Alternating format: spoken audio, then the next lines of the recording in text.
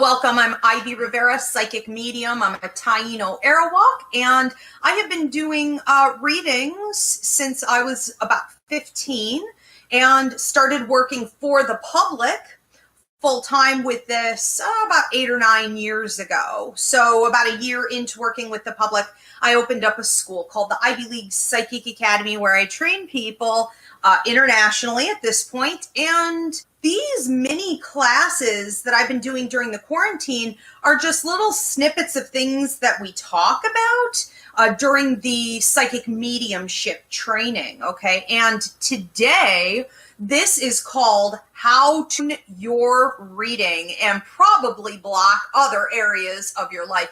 Who is this really helpful for? Well, obviously, those of you who like to receive readings. If you would like to be a better receiver, while you're either attending a reading or a healing, this can help you with that. Those of you who feel that every time you go to get a reading or a healing, you're blocked, or readers tell you that they can't read you, or you believe that for some reason nobody can get access to your information, this will help you. This is also tonight for those of you that are healers and you get frustrated when you send healing energy and it isn't received, it isn't working. This can help you to understand why. And for those of you that are psychics, mediums, tarot readers, astrologers, whatever it is that you do, if you're a reader, new or advanced, this should help you a lot. Now, a lot of what I'm going to talk about today is derived from the psychic mediumship course that we have at the Academy, but also we have a particular class during that course, required curriculum, called Blocker Day. And on Blocker Day, I take all of my students and I expose them to people who are deliberately blocking information. Most readers don't know how to get around this. The average psychic medium will say things that are a myth. They will tell the sitter that they are not jiving with the sitter's energy that day. That can mean that they don't like them and they don't want to read them. It could. It could also mean that they're trying to say to the sitter, you know, you don't belong here. I shouldn't be reading you. You should be going to someone else. Well, that's not true. They're just not skilled in getting past the block itself. They don't want to admit that they can't read the person. Another common myth that you may hear is that no spirits showed up for you today. So when a reader says that to you, that's really actually destructive. I would not go back there. They should never tell you that because it isn't true. Spirits will back up if they've given you instruction repeatedly, but it's not like nobody showed up for you that day. At the very least, at the core, you know, you have your guides who would have shown up. So that's also another way that a reader would shrug off their responsibilities and the fact that they're not skilled enough to get past a block in your energy. Another major no-no is, and this is the worst of them, they may say to you, you have negative top before you can come to my pristine space so that I can heal you. Well, I can't think of anything less healing to tell an individual who desperately needs a reading. That is also untrue. And if their skill level is so low, they really don't belong working for the public. But it is possible that because you are so blocked, and we're going to break down the 3 different reasons that you might be, it is possible that you have somehow offended them. And they just, again, don't want to deal with you. It's not the proper thing to say. It is the most common thing to hear, that they will tell you that you're negative or that you have an attachment or a possession or that you have dark energy. But none of that is appropriate. And sending you off doesn't really allow for you to have anything to work with going forward. No healing message, no roadmap to get well, to get better. Even if there were some truth. And there may not be any truth with that. You come up against a lot of blocked energy. I want to say this, you know, every time you encounter one of these 3 different reasons someone is blocked, and you don't know how to deal with it, you're going to have to outsource that client base.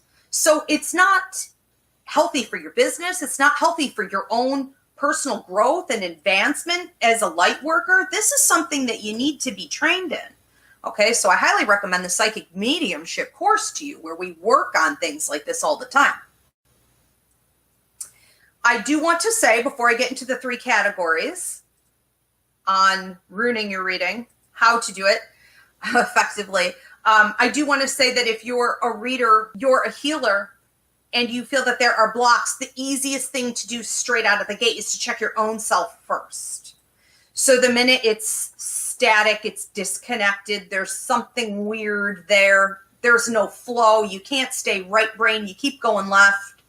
The minute you realize that, you really want to say, is it me? That's the simplest thing you could do, because if it's you, it's probably that you're distracted with something else going on in your life, and you have not shut down your ego. You have not put yourself aside. You have not removed yourself. You're not a wide open channel ready to be of service yet. That just takes some discipline, okay? But it can be done. Regroup, reground, okay? Reorganize, put yourself. People come to you for healing, and they could be greedy. They could have bad attitudes.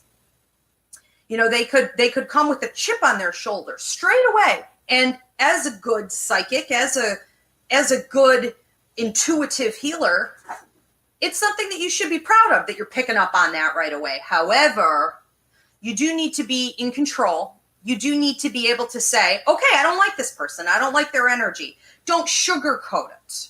Don't say, well, there's a block here. I can't imagine why. The block is still ego.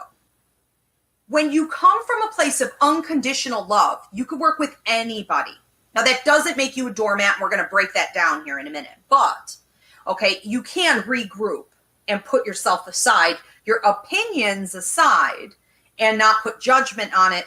Just be wide open channel of unconditional love, even for the client base that you would rather not touch with a 20-foot pole and a glove, okay? And that's going to happen a lot. It's going to happen all the time. Okay, so let's take a look at how people are ruining their readings. The first thing I want to talk about is that I personally like a drama-free reading. That means that when I go in to do a reading, I'm open. I am going in understanding that a psychic mediumship reading, above all, is a connection 3 ways. That's me to spirit and with the sitter. So it's sitter to me, me to spirit, spirit to sitter. Now, if there's something disrupting that flow, I have to find the problem and I have to deal with it. So you as the sitter, I call them, you as the sitter, you as the receiver, you never want to be the one who's disrupting that 3-way connection. I can always count on spirit to show up and bring their A game. I can always count on myself to show up and bring my A game. But if you come in with an attitude of defiance, or like you're going to show me up, or like you're going to test me, or like I owe you something, or like I need to prove something to you, what you don't understand is that I don't play that game. I have a drama-free environment. That means that your reading is not going to be what it could have been, because spirit is going to pull away from you, because the amount of depth and information that's going to come through is not going to compare what it could have been if you came in with a good positive attitude. I don't try to manipulate. I'll let you suffer the consequences of that. But if you come in also with a drama-free attitude, if you spent the money, you took the time, you are supposed to be putting in the energy to receive, then you should also bring your A game and hold it steady throughout the entire reading. Okay, so I don't care for people who come in with a challenging attitude. I want to tell the story of my first psychic fair. So when I went to a psychic fair in Pittsburgh. I live in New York. I went out of town to do the first one because I didn't want anybody to see me. I didn't know how it was going to go. I had no real clue what direction this could go in. I was in journalism. This was not something I was comfortable doing for the public. Spirit had come to me and said, we want you to start reading for the public. And one of the things Spirit had told me to do was to go start working psychic fairs. I was mortified in so many ways. So I decided that if I had to do it, I was going to leave town. And if it went horrible, no one would know the difference. No one would be the wiser. I went to Pittsburgh and worked what was supposed to be a 2-day psychic fair. And I will never forget sitting in the chair and getting my very first client, doing nothing different with her than I had done in any other readings I had been practicing with. I sat, I told Spirit I was there to be of service. I was open. I channeled whatever I could. It kept flowing and flowing and flowing. I think the reading was about 30 minutes long. She sat there. I really didn't look at her. I really don't look at my clients, but she was still sitting there. So I assumed she was connecting with the information. I held steady in the right side of my brain and I gave it my all. And at the end of it, she looked at me and she said, I can't use any of that. That was awful. Took the money, crumpled it into a ball and threw it at my face. I got up, I went to the bathroom and I cried and didn't want to come back out, but I did have somebody else lined up. So I couldn't have stayed in there forever, but that was the plan. I remember coming out and there was an older gentleman there with white hair and his Hawaiian shirt and his white chest hairs coming out and his gold medallions. And he was covered in crystals and this and that. And he was waiting for me outside the bathroom and I didn't know anybody there. And he said, are you okay? I said, no, I'm not okay. And he said, listen, you know, you're meant to be here. We were all watching you. There were a lot of, you know, people who were doing all different kinds of readings in 2 separate rooms where I was, who saw what had happened. And he said, we were all watching you. And we all said the same thing. She was getting it. She was getting information. She was giving a real reading. And he said, I want you to know that you belong here. And I want you to put on your bulletproof vest. You are going to have to wear a bulletproof vest to do this work. And he took me to see a lady in the other room. He said, I want you to talk to somebody before you go back to your table. She was a 93-year-old palm reader who had been doing it for 37, 38 years, something like this, she said. And he brought me over to her and she said to me, honey, there's always a bitch in the bunch. Don't let it get to you. I was like, all right, these people are so nice. And, you know, I really did come all this way. I bravely sat back down and I took my second client. I had only 2 readings that entire time. That was the purpose of the whole thing. I now know. Sat down, took my second client, did the same exact thing. Shook it off, focused, stayed right brain, gave the information. And at the end, I look up at her. She's crying. She had connected with her son. She connected with the other messages about her finances. She was so grateful. She asked if she could have a hug. She gave me a tip. I mean, she was above and beyond, you know, grateful. And I thought, what was the difference? I did the same exact thing both times. The difference was one was a blocker and one was not. And you will have these always throughout your career. And there are so many of you who are receiving readings who maybe don't know that you're a blocker or you're doing it deliberately. And you need to stop. It isn't good for you. It isn't good for your reader. It is definitely a major block between you and spirit on a full-time basis. So we have to understand that there are a couple different kinds of people out there. There are those that will claim a healing. There are those that will claim the healing information in their reading. And there are those that will rebuke it. They will just brutally rebuff everything you give them. They will block deliberately. They are the ones who might be more inclined to, pray and hope and wait, but have no faith in prayer. They may also be the ones that are more inclined to hope and wish, but aren't willing to sort of get up and take responsibility for their own lives. They are usually with a victimhood mentality, or they are very manipulative. They have a martyrdom mentality. All of this could be part of it. But the basic, tone here, the underlying similarity is always that it's ego. They come from a place of ego versus coming from a place of love. Those that are able to claim, receive, come from a place of love, have faith, stay positive, they will receive that healing. Healing is available for all of us, but that one thing makes all the difference in the world. Okay? Are they claiming or are they blocking? The different ways that people block. 3 categories.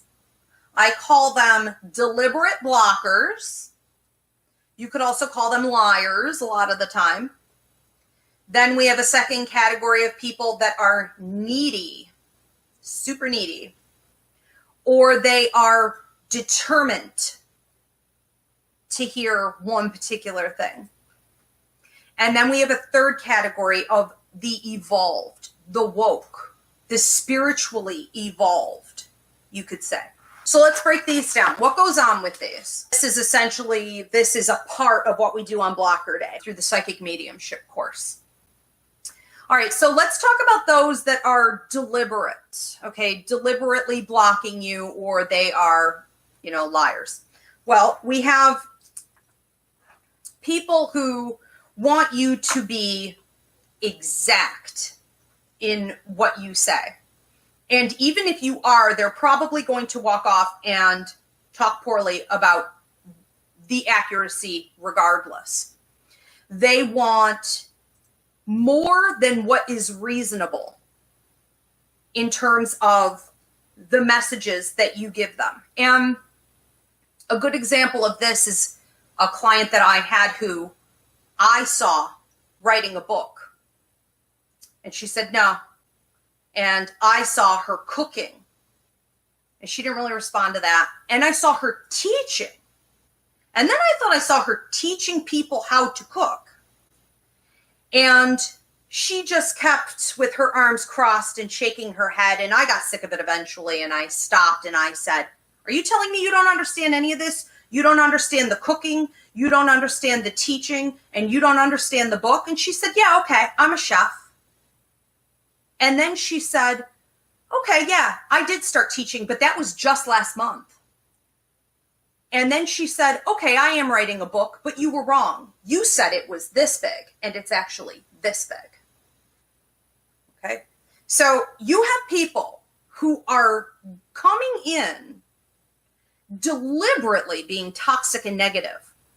I have people who come into Guinea Pig for my students. When my students are doing something called blindfolded readings, they cannot see who's behind them. And we have one job for the volunteers, for the guinea pigs who come in, and that is to tap them on the left shoulder if the student gets an answer wrong, and to tap them on the right shoulder if the student gets the answer right. And the questions being answered are simple things. The student is telling the person behind them that they can't see what color hair they have, what color eyes they have, maybe how their personality is, what they have on their body, what they're wearing, if they have tattoos, things like this. There's no way a volunteer could be getting that wrong. How do you not know what color hair you have? How do you not know what color shirt you're wearing? How do you not know where your tattoos are? But you would be shocked at how many of those volunteers insist upon tapping that left shoulder, repeatedly telling the student that they're wrong and that they're fouling because they have ego problems. Okay? So this is a common sad encounter. Another good example is you should be telling me that. Okay? You should be telling her that.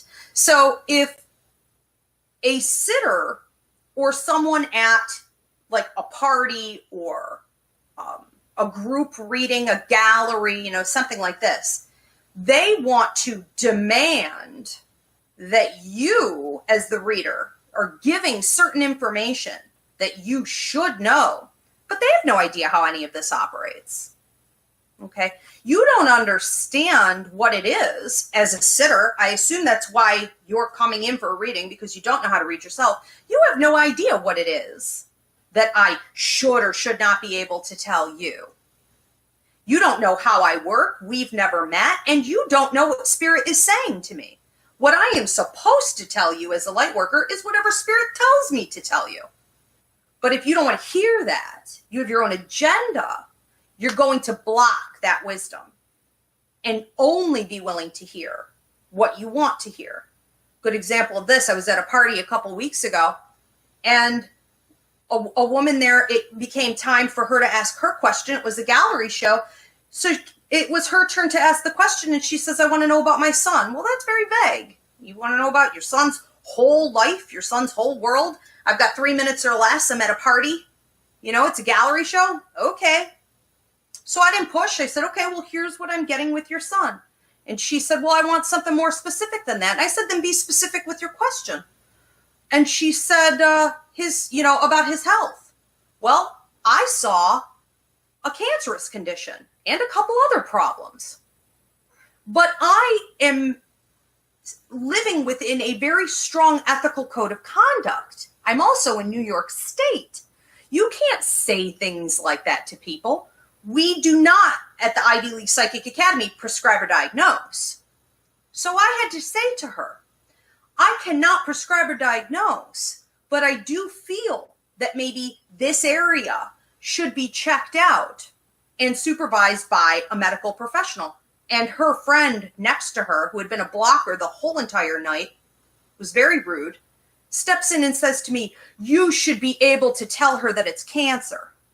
And I said, excuse me, I will never go against an ethical code of conduct and tell someone that they or someone close to them has a disease. The self-fulfilling prophecies that can come with something like that, the damage mentally and emotionally is insurmountable and immeasurable. And I would never, nor do any of my students, work that way. However, there are people that will always say, you should be able to say this, or you should be saying this. And you don't know that, okay? So don't be demanding or pretending that you know what you ought to hear. Be open. Okay, I would also say that one of the things that a lot of people do is they hold parties, they hold any kind of, events, whether it be for their business or corporate or something private in the home. Some of them bigger, and it's not as much of a problem, but some of them quite small, and it can be a big problem. Don't invite people to your party that don't want to be there. There's always a wife who's dragging a husband, or someone who threw the party specifically for so-and-so, hoping because she desperately needs it. But a lot of people don't want to be there. They feel obligated, and they are often the first one. So those of you that are readers, it could be the very first person. It is not at all uncommon to have the biggest blocker at a party be the first one who wants to sit in the chair. Why do they want to be the first one to have a reading with you? So that they can go off, talk bad about it, and drag the rest of the party's energy down and ruin the night. So those of you hosting should be very mindful of who your blockers are. Get them out of there. They're not ready. They're not ready. We're not magicians. We're just mediums. We're just here to give the healing. There's no point in stealing from everyone else what could be a great experience for them. So we have other people who will come in with that attitude. They will say, maybe you say to them as a reader, could you give me your first name? And they say, no, I don't want to give you anything. I'm not going to give you anything. Well, first of all, saying your first name, giving your voice, coming in with a respectful, loving, open attitude is you giving your own self a better, more quality reading and nothing else. We're not going to know everything about you from your name because we didn't have time to go onto Google and scout and dig. It doesn't work that way. So have some common sense, okay? If I say, can I have your first name? The reason I'm doing that, the reason most readers are doing that, is because we can ride off of something called voice vibration. Voice vibration is the easiest way for a reader to connect with spirit, but also the easiest way for them to connect energetically with the sitter. That means they can use mediumistic abilities and psychic abilities. You're walled off, well, then they're using less of their abilities, or they're having to work harder. And if you're not paying extra, why should they? Okay, so give voice vibration. You don't have to tell anything, nor should you ever tell anything private about yourself. Here are a couple golden rules that we have at the Academy in Psychic Mediumship. The students are not allowed to converse with the sitter. They will be failed for conversational reading. Your reader should also not be staring at you, cold reading, checking your body language, or getting you to say things so that they can feed off of the information that you're giving. All of that at the Academy is considered fraudulent. We have something called tell, don't ask. So all we do is sit there, tune into spirit and our psychic ability, and we give and give and give and give and give. We don't look at you. We don't interact with you. You literally just need to sit there. You have one job, and that is to be open. The second category of blockers are those that are needy or they are desperate. Okay, desperate to hear this one thing or to hear from one person on the other side. That can create a blocked energy. And what about being vague? Sometimes people want to hear about something so specifically that they deliberately go the opposite way and they get so vague with their question that you don't even know how much time in the universe it's going to take to answer this, So don't say something in a question like, what do you see in my future? When your real question is, am I going to marry Daniel? Okay. If your real question is, will I be financially secure in 2 months? Then just ask that question. But don't be so open, because that creates two separate problems. When people ask me a question like, what do you see in my future? And I love that they do it on like a gallery show when I only have 3 minutes to answer, or a live show. We don't have time for that. What do I see in your future? Well, if you're going to live till you're 82, I'm seeing everything. Is there somewhere, you want to narrow this on down, and then they're dissatisfied with the answer usually. Like, oh, well, that's not what I was asking. Well, that's exactly what you asked. So I just go pick, So one of the things that you could do so that it's not super open, taking too long, and putting out a weird energy because you're also blocking from what you actually want to hear. It's almost like by being so vague, you've created a block over the one thing you do want to hear because you're holding too tight. If you hold too tight, it creates static between you, the sitter, and spirit. So it's almost like a big elephant in the room. But it becomes very unclear to the reader what that elephant is. This would be the equivalent of you desperately wanting to hear from a deceased loved one and holding on so tight, being so demanding that they come to you, that you need them, that you're grieving. You want more time with them, even if they come to you in a dream. Don't go, grasping, holding, clutching. Everything they give you in communication, they leave you a feather, they leave you a penny, they send you a song. You're always like, well, I don't know. How do I know if that was them? This is the equivalent of that, only you sitting in the chair getting a reading. Be open, okay? Don't be so needy. Don't be so demanding. We have another category of those that are needy that fall into sort of a victimhood mentality, a martyrdom type of a mentality. And they have a very, they often come with a very droopy face, just kind of droopy, heavy energy, just, woe is me. And when you bring that in, it says a couple different things. First of all, it says to the reader, oh God, get your cup of coffee, okay? Because this person is literally just going to drain the life right out of you. And often we have other people to read after. The least you can do is to kind of clean that up, okay? Raise it on up. You're going to come in. Don't do this at parties. Don't do this at galleries. Don't do this on, the live shows that I do, asking a horrible, heavy, toxic question or bringing in your heavy, heavy energy. Own your energy. Uplift your energy. If you wanted to go get a hairdo, you wouldn't go and hand your hairdresser the most hideous picture of hairdos that you could ever imagine and say, well, if this happens, it's okay. No, you want to come in to your reading and say, this is the kind of turnout I want to have. This is the kind of product I want to receive. This is the kind of interaction I want to have with my loved ones in spirit. I'm optimistic. Okay, so no droopy, heavy-faced energy. So it says that.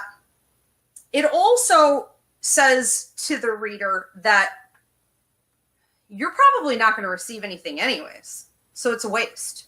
Because people who drag that type of energy around with them, they rarely take advice.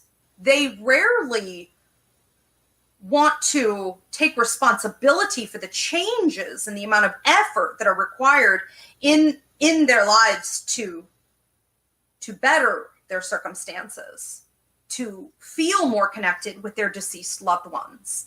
It tends to always be that theme. So you really kind of want to tuck that away, okay, and work on it when you come in. One of the other things that can happen with people that are needy is that they feel somehow spirit has cut them off. Again, I do not agree with this, and no reader should ever be saying that to you. However, there is an area of gray here where it is possible that the spirits that are in the light are no longer giving you direction like they once had been. That can also allow for you to only notice that spirits in the dark are communicating with you. This can happen to you as a reader. You got to clean that up. That can happen to you as a healer. You shouldn't be touching anybody. And this can happen to you as anybody who receives readings or in your everyday life. Now, what this means is that you have not been abandoned per se, but spirits in the light live by a certain structure of rules and laws, law of the universe, we could say. And it does not allow them to endlessly interact with you and enable you and repeat and cross improper boundaries. If you think of people in your life who are overly empathetic to others and they give too much, they have no healthy sense of boundaries. It would be the spiritual equivalent of that. You're not allowed to do that in the higher dimensions. So spirits coming from the light, they can't continue to tell you what it is that you need to do. They can't continue to give the healing messages and the encouragement if you have chosen to completely ignore them and block them out. If those are your choices, eventually you're going to have to suffer with the consequences of those choices. You have karmic payout, karmic lessons that will come from those choices. And it is not Spirit's constant job to rescue you. So if you're needy in a reading, it's very possible you already got what you needed. You already know what to do. You were already given plenty of instruction, but you have chosen not to make the changes in your life. I always say to my students, Spirit typically three times they'll say it. And then we get into a process of what I call breaking of the legs. Okay, so we talk about the shift, the process of being told, being stressed, to understand and take action, and then the breaking of the legs, where then you're it could feel like you're cut off a bit. Okay, you want to be reconnected, make the changes. That's it. Very simple. But that is not on your reader. That is not your reader's responsibility to make those changes for you or to force Spirit to talk. Okay, if you're super needy to get an answer, you're desperate for some type of an answer, don't bring it up at a gallery show. Don't do it at a party when there's, a group reading going on. Do that in private. Maybe pay for it. I do $20 one question email reads. That would be the appropriate place to ask. Who was involved in your son's horrible murder, or, some terrible, terrible thing happened to somebody and we don't know what happened. Don't do that on my live show. People pick really inappropriate times and places to ask questions like that. If you are desperate for an answer like that, give it the time and attention and seriousness that it deserves, and allow your reader to do the same. It's not just respect for the spirits involved. It's respect for your reader. It's respect for everyone else who gets dragged down by that energy. Okay, and the tone that sets off. Don't be demanding. This is mostly a problem with males, but I see it pretty frequently with certain kinds of females as well. So don't be closed off. If your mother comes through from the other side, don't say, how do I know if that's my mother? I need some kind of proof. Don't ask questions like, okay, what is the nickname she gave me? If she wants to say that, she'll say that. There's nothing wrong with asking that question. But if she isn't skilled enough in her communication to give something that's specific, you should still respect that she showed up. You should still say thank you to her and give her love for being there. Don't disrespect her here. Don't disrespect, the spirit who wasn't capable of giving exactly what you wanted. Men will say, what is the nickname that I gave so-and-so who's deceased? What is the nickname that they gave me? They will say, what is the Facebook password to my brother's locked up account? Where did so-and-so bury the money? Where is, this or that or the other? What you need to understand is that spirit may not care about that at all. They are coming to give you messages that they can work with in the long run. If your grandfather wants to come through and tell you where the money is, he will. And again, there's no harm in asking, but don't demand it. Don't be disrespectful if he doesn't talk about it. We can't force spirit to do anything. We are just here to receive. So if he wants to come through and talk about other things in your life, that is so that you guys can have a continuation in the communication in a more important way, where he sees the bigger picture and maybe you don't. He's probably trying to give continued help, prosperity, healing to your life, direction to your life. And you just want to talk about the Facebook password. Okay, these things are ridiculous and they happen every day. Also, this is becoming a bigger and bigger problem all the time. I'll be reading someone and they'll say, oh, I want to hear from my grandmother. And then I'm channeling grandma. And then all of a sudden they cut grandma off and they say, I don't want to hear from grandma anymore. I want to know about this guy that I'm dating. I want to know if this is going to go further. And then I'm talking about that, and then they cut off from that, and they cut off their relationship guide, and they say, I want to talk about my work. I want to know if my friend Danny, who passed a few years ago, is here. I want to know. I call them chihuahuas. Here's the thing. For those of you that are readers, own your chair. Control your chair. You should be telling your client, do not speak. Feel free to give voice. Amen, hallelujah. That's fine. Okay, if you feel that you need to, you want to, whatever. Voice is fine. Voice vibration. But do not allow them to speak. There should be a time designated for their questions at the end if they need clarity. Do not jump and cut off spirit. It is a disrespect and they will leave. Okay, so it's always light work first, business second. Here at the Academy anyways, okay? So you want to hear about the flavor of the month. You want to hear about this new person that you're dating. Don't cut off your spirits that are there to talk to you. It's very possible they were going to bring it up anyways, but show respect there and allow for the messages to be complete. Don't rush your reader. Interrupting your reader.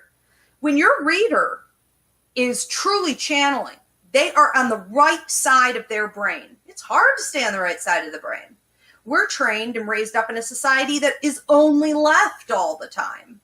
So when they're on the right side of their brain, to have you constantly interfering pulls them out of that, switches them over to the left. It's exhausting. Then they have to realize they're left. They have to go back right. They have to reconfigure. Don't do that. Just, let it come. Let it come. The third category that we have is the spiritually evolved. This is the toughest of all three, and they are the most deserving. So the spiritually evolved get this way typically because they have lived through some type of circumstance that has made them that way. I talk a lot about being in an abusive upbringing, being out on my own at 14, having a lot of problems in the family. And because of some of those problems, I became very psychic, very telepathic, very intuitive. People who come from abusive, neglectful households, if they have a parent that's an alcoholic, if there was sexual abuse, anything like that immediately makes someone highly intuitive for the sake of survival. Okay, that's why I always say this is not a gift. This is an ability that everybody has. Okay, psychic and mediumistic abilities. They're not rare. Every single individual has this to a different degree. Those with heightened abilities came from a background like that. Therefore, when they're receiving a reading, they could be really hard to read, and you don't understand why. Now, level 3 and 4 empaths are also very difficult to read. Also, those who've had a near-death experience, if you've gone through any kind of a battle with your life where you had a disease and you survived that, any kind of major trauma, there are so many different reasons that you can become spiritually evolved and not even realize that your energy is blocked. It is a survival mechanism. It's a survival tactic that you're unwittingly using. And it can be really hard to break down before you go in for a reading. I love these people. I see them and I go, oh, geez, here goes my energy level. This one's going to be, maybe tough to read. But I know that they deserve it. I know that they're not doing it intentionally. They get turned away more than anyone else. Readers are constantly telling them, you have dark energy, or I can't read you, or you're a block, or you need to go clean this up. That's a shame. These people these are the healers of the world, and they can't get a healing.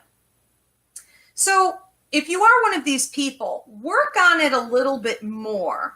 Set your intention for your reading beforehand, and everybody should be doing that. Think on the things that you want to hear about or who you want to hear from, and loosely just kind of put it out there and loosely just wait to receive. These are usually the sweetest people. Okay, they typically are more than grateful and are very willing to give you extra time as a reader if you're suffering, with the process. I remember reading a gentleman who had cancer 6 times, had lost 5 family members in about a year and a half, and was also a gay man. He had suffered from his childhood on, and he was still smiling and positive and, trying to be loving toward others. And it really took me forever. This was back when I first started working for the public. I was trying to give him a reading, and I just remember sweating. It was so hard to do. And I finally said to him, and this is what I have my students do. If you get somebody like that, you say, it's an honor for me to be able to read you. You have such a great energy about you. You are so evolved that it's kind of hard for me to get the messages. And so I would be honored if you would accept this reading as a gift, and your payment to me is just giving me the practice. Okay, they're usually more than happy to receive that. Give them their money back and take the time that is required. If you're a reader working through any of these 3 categories, you're going to have to do it about 3 to 5 times, and then you'll be over it. Tips. If you would like to receive better readings, what types of things can you do? Do not disrespect or disregard the messages that came from your guides, your ancestors, your deceased loved ones. Saying to Spirit, thank you for that message. I'm waiting eagerly for the next one with a great attitude. Okay, show gratitude and be respectful of what it is. Understand that even though they're still human, they are above you now. They do have a broader perspective. You getting that Facebook password pales in comparison to something else that they brought up. It is a myth that you can't sit, like this or cross your legs. These are silly myths, but a lot of people feel like they have to so awkwardly, like sitting, and treat me like I'm some kind of a saint. And it's like, trust me, nobody's a saint here, and you don't need to try to be either. Like, relax, it's a myth. Just relax. You're comfortable like this, you're comfortable like this. You want to cross your legs, cross your legs. But don't demand and hold on to only being willing to hear certain things. If you are open energetically, you're open. It doesn't matter what you're sitting on the floor, you're sitting in a chair, you're sitting in a lotus. It doesn't matter. Okay. Think about putting in effort. A lot of people, I'm giving information. It is obvious even to me what the message is. And I don't go left brain. I don't use logic. I'm not supposed to understand anything that I'm talking about. That's for your own privacy, but also I don't care. I'm not that interested, in your life. I don't want to know. All I know is that I was told to say this thing to you, and I'm saying it with such precision and timeline and detail that it even becomes obvious to me at some point that we're clearly talking about a work change or something going on in a relationship. And the sitter will say, huh? I'm like, how could you be confused? How on earth are you confused? Some people are deliberately confused. Okay, now I'm sure you do this in every area of your life. You're not trying to even listen. You're not even trying to connect the information. Or I get people at gallery shows all the time. And I'll say, I have your grandfather Frank here, and he's saying this and this and this. And I don't know. And then they come up to me after the show and they say, that was my grandfather Frank. That was an amazing message, but I didn't want to admit it in front of everyone else. Thank you for that. Thank you. Don't call me. Okay, thank you.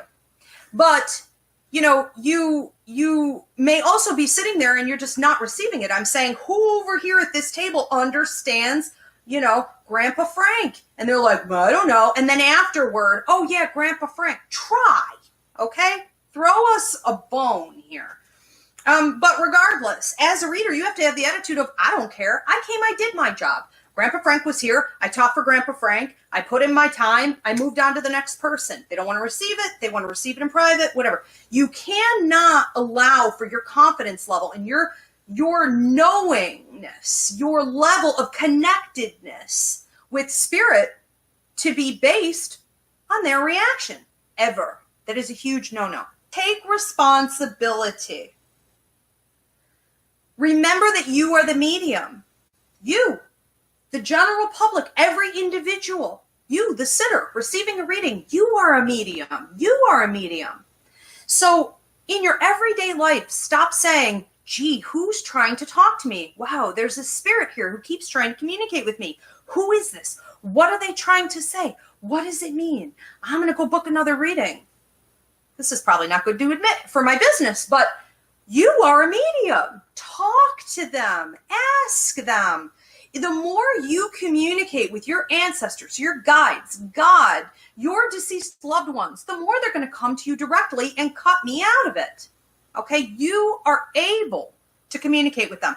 Don't always take it and give it over to someone else and make the responsibility fall on them to tell you clearly, decisively what it is that is happening in the relationship that is actually between you and that spirit. Your reader is not the one that they came for. Okay, they don't know me from Eve. I don't know them from Adam. They didn't come to talk to me. They came to talk to you. And if they came to talk to you, they've been trying and trying and trying And for some reason, it isn't happening. So whether you need to come to psychic mediumship class and learn the language, you just need to put in a little more effort, you just need to show a little more gratitude, whatever it is, build that language and communication with them. Okay, so those are the reasons that we have blocks. These are the ways to get past the blocks, a couple of them anyways. For more detail, you're going to want to attend Psychic Mediumship course. We do Blocker Day, where I train you in depth in all of this as a reader, as a healer. And again, if you're a hard read, there's a reason why. Look at yourself. Look at the energy that you put out. Are you being stubborn? Are you deliberately negating things? Are you maybe wanting to be a hard read? The number one most common thing that we hear from people who are deliberate, I call them deliberate blockers, is they say, nobody can read me because I am evolved.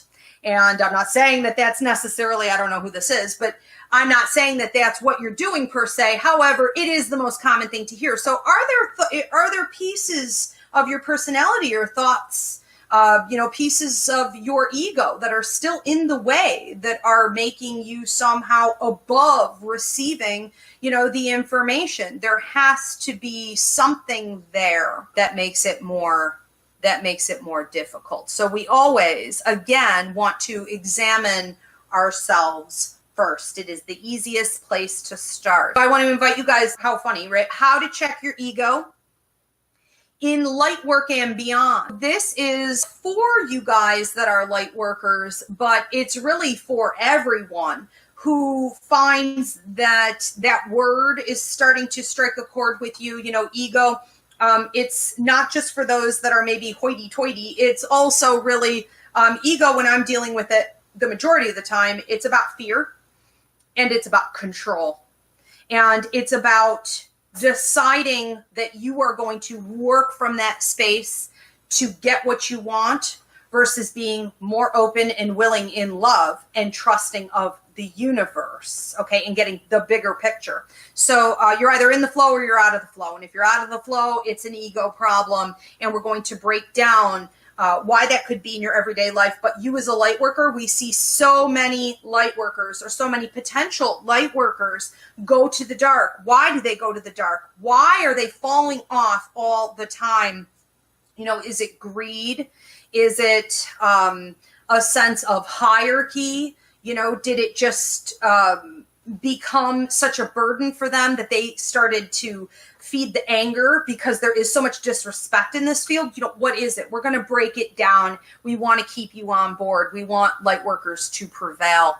And so that'll help a lot there. But we have a bunch of free mini classes coming up and a bunch more up on the link. So again, thanks everybody for tuning in here on YouTube. Hope to see you. Take care. Thanks.